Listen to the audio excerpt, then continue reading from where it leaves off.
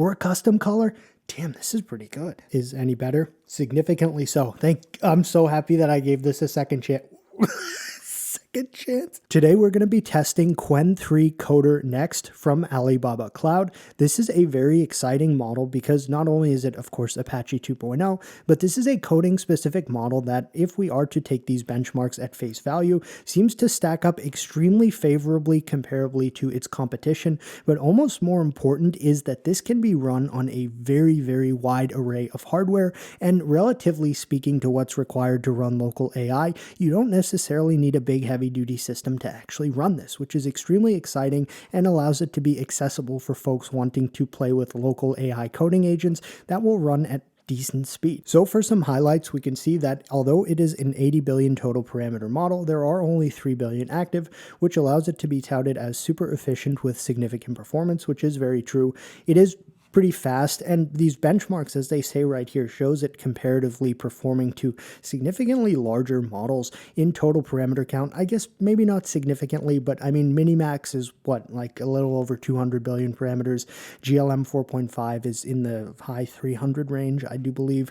Don't quote me on those numbers. I'll put them on screen just in case I was wildly inaccurate in my estimations there. But we have a 256K context length as well, which is very robust, especially for something that can be run locally. And in this benchmark right here, just if we were to look at this without actually reading either of the axis, this looks very impressive, and it is cool to see. And look at the significant decrease in the amount of active parameters this model has.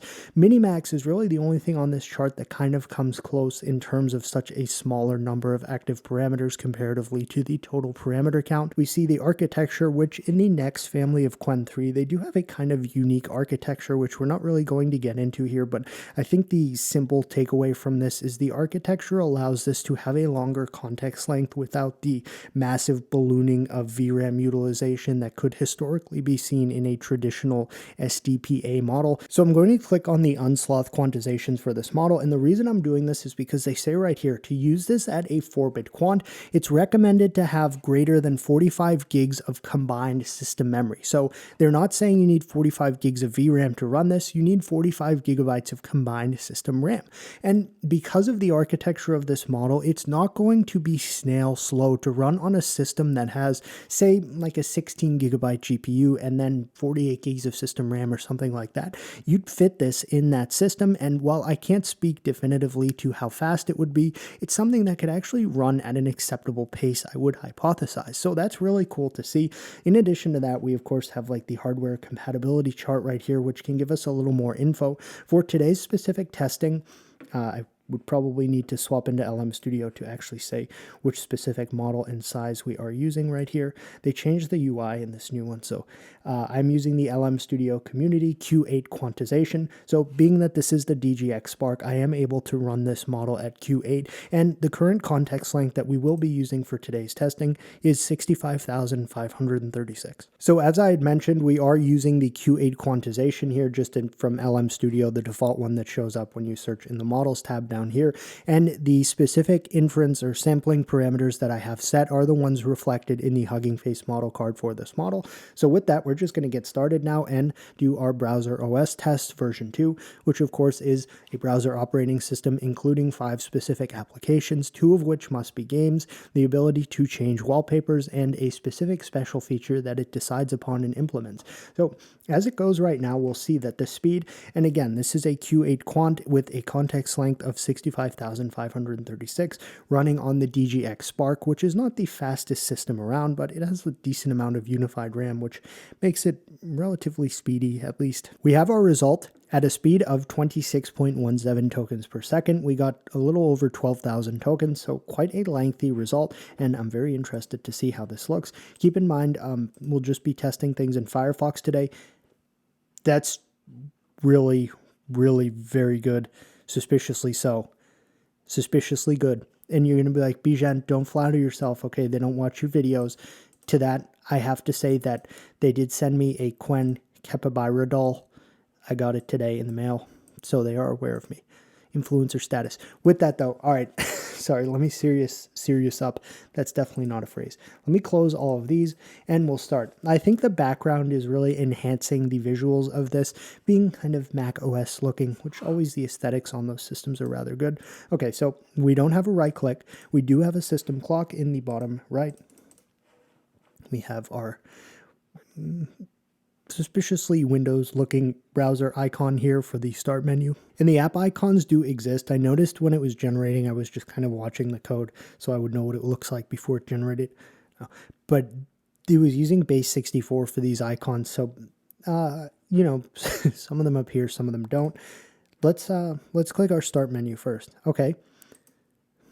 Very good. And good. We do have the traditional Pacific Northwest style background, which we've come to know and love in these testing. That's pretty. Though, to be honest with you, this really enhances. Now I kind of see why Apple does what they do with their background images, because it really can make or break like the wow factor for the OS. Appearance theme, pink mode, blue mode. I'm not able to seemingly select pink mode, but... And we can select a background from any one of these specific colors. Or a custom color. Damn, this is pretty good. Let's just make it... I'm rather impressed. I still have no pink mode, but everything else here is making up for the lack of that. Okay, WebOS Core v2 built with vanilla JS and CSS filters. All right, let's start by just going through our apps one by one. Type here your text is saved locally. Very good. Full screen. Does work. And there's a nice translucence to the... Okay, when we minimize it, we seemingly can't reopen it. Okay, so we get one chance to open these apps, and then if we close them, they're not going to open again. That's okay. Let's do 69 times 6. 414. Good. All right. Divided by 9. 46. Nice. Next up, we have our gallery. Very good. It actually works. So images generated programmatically for this OS demo, but we can't actually open them in some image viewer. It's crazy to say this is almost one of the more feature-packed results I've seen in this test. Oh, this is a nitpick of mine, a big pet peeve. When we start the games, we open them for the first time, they start while playing. So you have to be incredibly reactive upon first. I've not ever seen the cubes, the squares for the snake have like glowing effects on them. So, whack-a-mole. I've never seen this in... I don't even know... Okay, start game. It doesn't seem to work, and I'm okay with that. All right, Sonic Sight. I believe this would be our special feature, being that it did not culminate our response with actually like any text following the result. We're left to somewhat guess what our special feature is, but would assume it to be this. Okay, so it wants to use my microphone. The Spark doesn't have a microphone. It uses the web audio API to capture your mic input and visualize the sound frequencies in real time. I don't have a... Yeah, I'll get a USB mic because we want to see this. All right, I plugged a mic in. Let's see what's up with this. Test.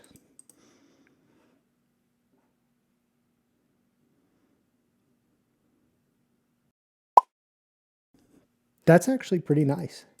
There's almost seemingly some color here. A real-time audio visualizer. That's a very interesting special feature. It's very thoughtful as well. All right.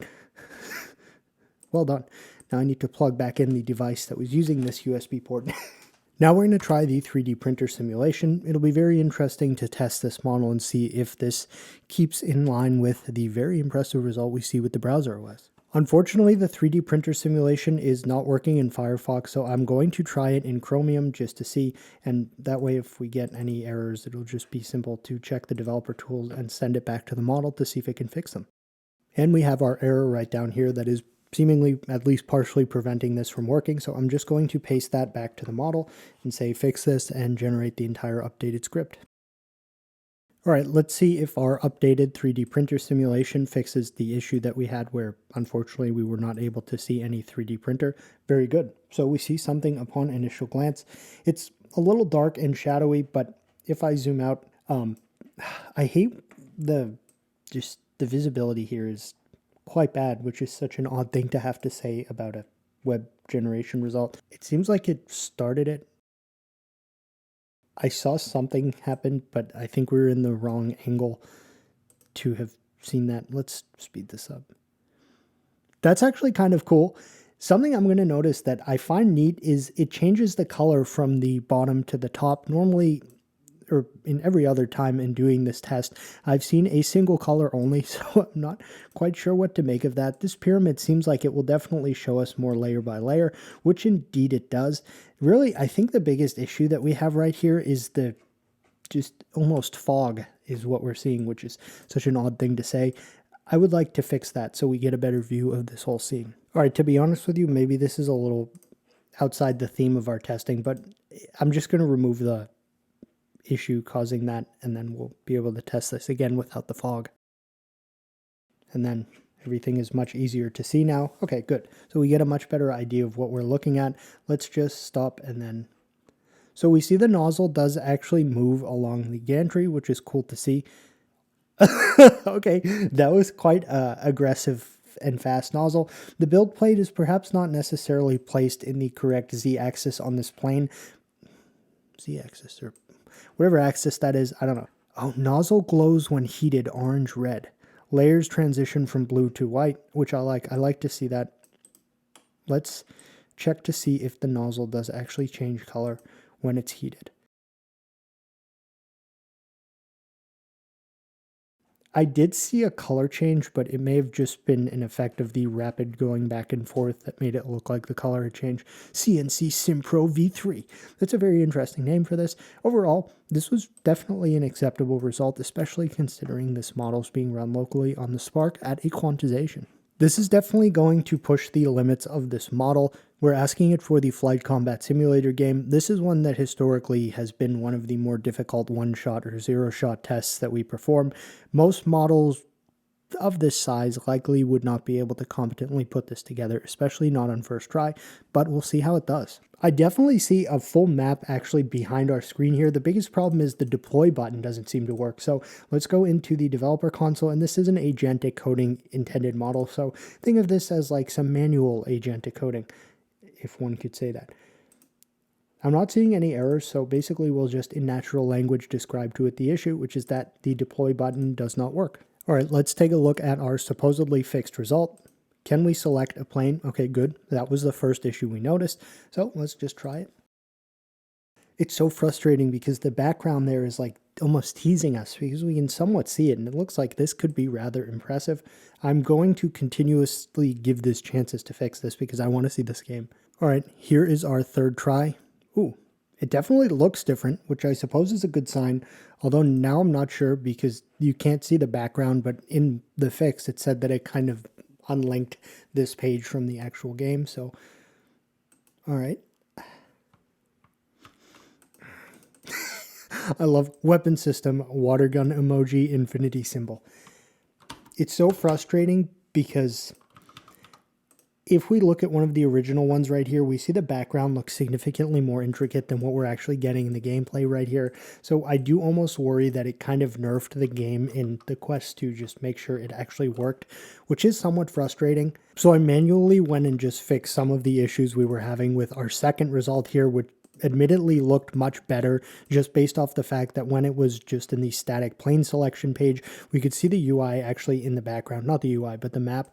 So oh, it's so frustrating because this looks like a really potentially potent result. The problem was when we had it try to continue fixing the issues, it just ended up making the game map significantly worse. So I wanted to just manually tweak it to see what the map would have looked like because this is rather impressive. And when we did start, I could have sworn we saw an enemy fly by. Yep, we can't. The enemies are flying around. So this shows extreme potential, though, is what I'm going to say for this. All right, let's try a Python 3D first-person shooter test, instructing it specifically to not use Ursina. Okay, and we'll see how this goes. I like that it is starting out by telling us what specific dependencies we need to have installed in the system, and now it's giving us our game. All right, let's try our Python 3D first-person shooter game. Okay, no worries. We shall have it fix this issue.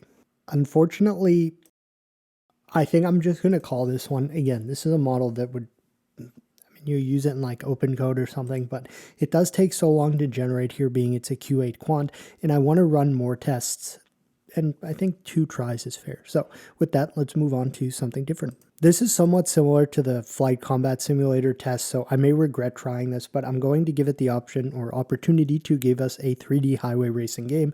This is something I've tested with GLM 4.7 and Minimax M2.1, both of which produce relatively nice results, and being that this is compared to them in the benchmark charts, I figure it'll be cool to test it with this model. Alright, let's check our racing game, and I'm only giving this one shot, so I know that sounds kind of mean, but if it works, it works. If it doesn't, then I'm not going to let it get a chance to fix this, especially unless we have some really obvious developer console error right here. So, all right, I'll give it one chance to fix this.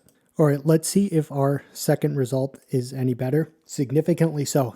I'm so happy that I gave this a second chance. Second chance? Because I wasn't intending to, because I was a little frustrated at how long it takes between generations. But now I'm quite pleased that we did do that. Now, obviously, one could say, well, Bijan, there's no traffic here and things like that. Still, I'm rather impressed with what I see right here. The lean of the vehicle, I think, is also interesting. And the blue thing is supposed to be like a nitrous trail. Let's now try the other vehicles. Executive sedan. Very good, and we can see the models actually are reflective of the specific vehicle that they're supposed to emulate. So the Viper sports car,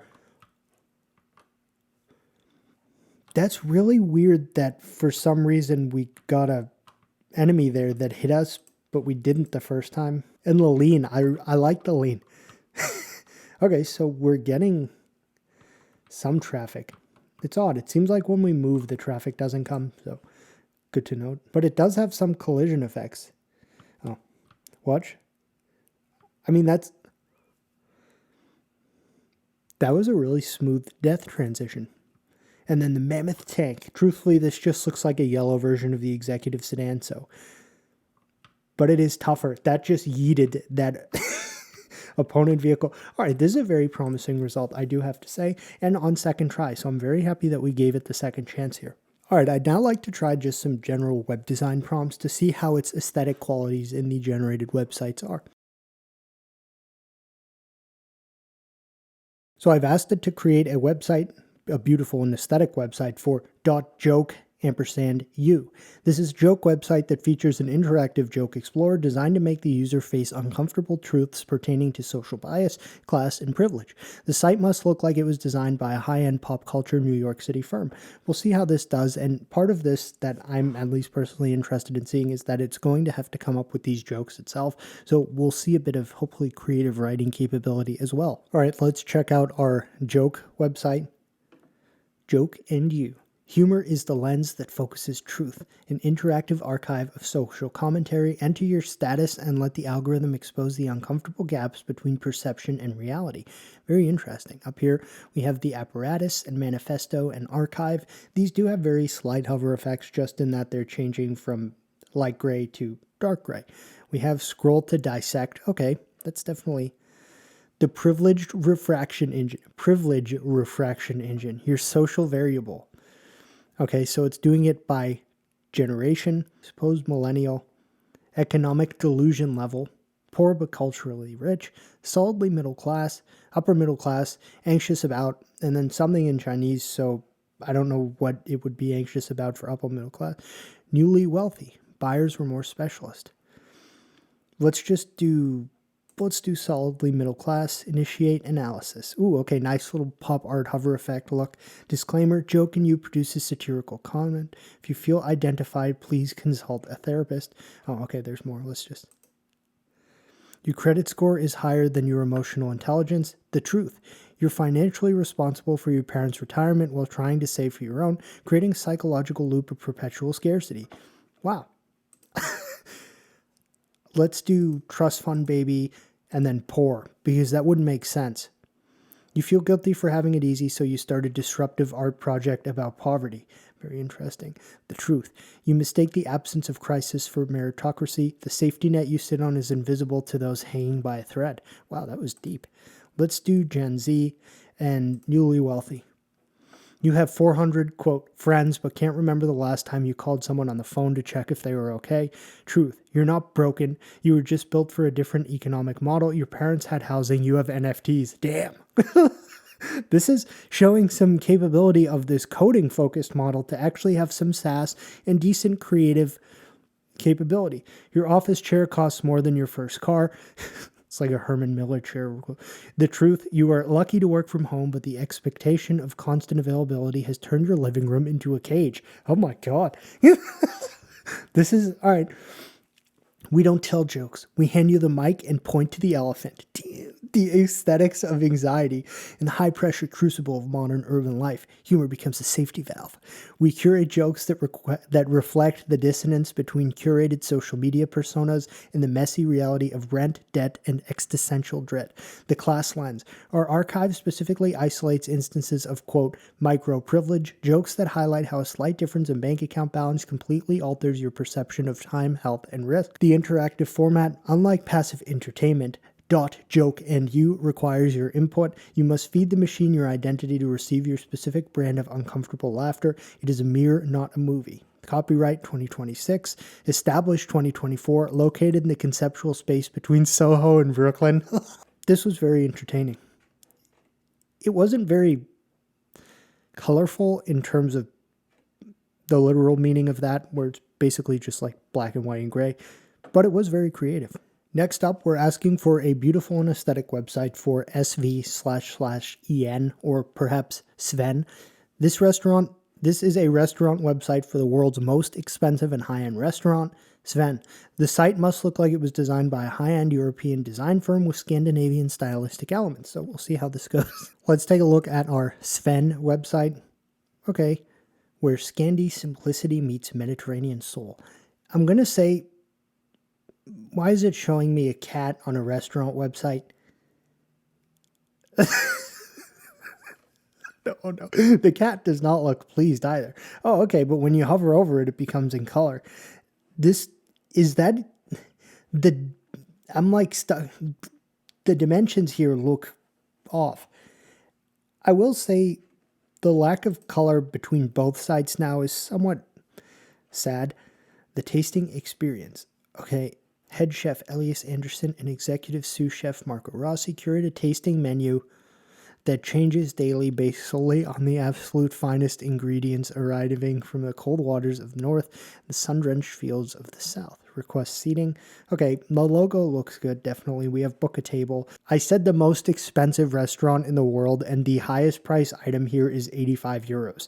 A journey of 12 courses paired with our natural wine selection or non-alcoholic essences. Restaurant interior. Okay, so that image didn't load, but seeing how the one image that loaded here was a pet, I am okay with the fact that the rest of these images are not loading. Designed by the renowned Stockholm firm. The table reservation card is not bad at all. Very good footers, I'm noticing, just between our sample size here of 2 websites. The footers are in the theme of the specific website that we asked it to make.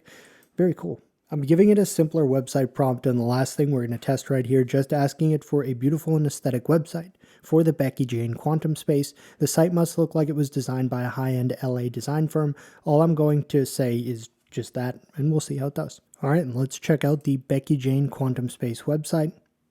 Okay, I'm going to say these 3 websites all look very similar just in terms of their header elements, and they're all rather minimalist. Okay, that's nice, at least that it included nice curated dimensions of elegance. I'm going to say, though, I'm honestly a little disappointed by this result. I wanted something with a lot more color and flair. Obviously, you can say, well, Bijan, you didn't really prompt that, so why would it have done that? I just wanted to see if Quantum Space would give it a little more like, oh, I need to make this look science-like.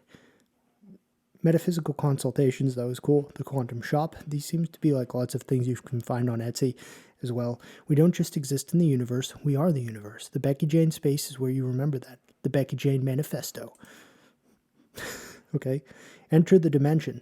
The effects of this actually slowly coming in.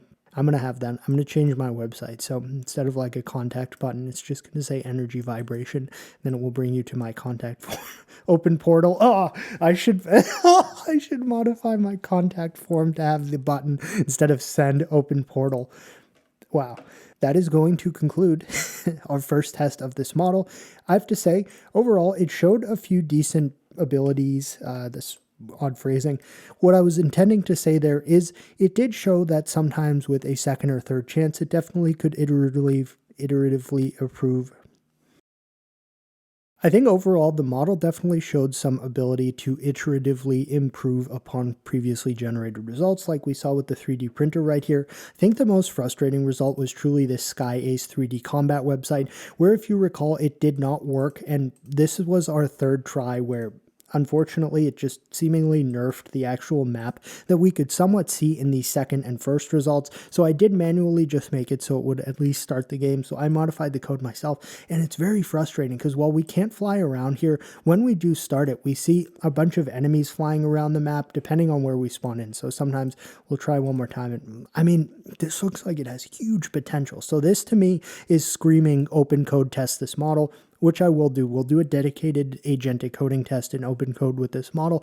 And let me explore to find like some other quants and see what the best specific one would be as well. The Neon Highway, the second result we got here was significantly better, being, well, that it actually worked, but even again, it just went from a completely non-working result to this, which was cool. The creativity put into this joke privilege website was rather interesting. The other websites were not as impressive to me as I was expecting. I'm not sure what one's individual take on that may be. However, I think the star of the show here is, if we open it one more time, the browser-based operating system. This looked fantastic. All of the features were implemented quite well. Even the special feature being that voice-enabled, you recall what it was, where we speak into the mic and we actually see like audio happening. It was very interesting as a feature. In addition to that, the gallery was cool. Even if it just put these little placeholder images, that was nice to see. And while the whack-a-mole game didn't specifically work, this was something that it definitely would likely be able to get working in a more agentic coding fashion. So really, that is going to conclude our first look and testing of Qwen3-Coder Next. This is a very interesting model, especially for folks who want to run local coding models. Seeing this and the GLM 4.7 Flash model come out, it's really been an exciting start to the year for local coding models that folks can run at home. I'm very excited to test this further in an agentic harness, probably just using open code, and I'll do a dedicated video on that. And this is pretty cool, and I think a lot of folks are going to be interested in playing with this model. And the cool part of that is we can run it locally. There are a bunch of quants out right now. There's quants for Apple systems. I think I saw an NVFP4 quant, but don't quote me on that. So that would be something interesting as well to explore specifically for the Spark. And it's just kind of a cool release. So with that, if you have any questions, please feel free to leave them in the comments, and thanks for watching.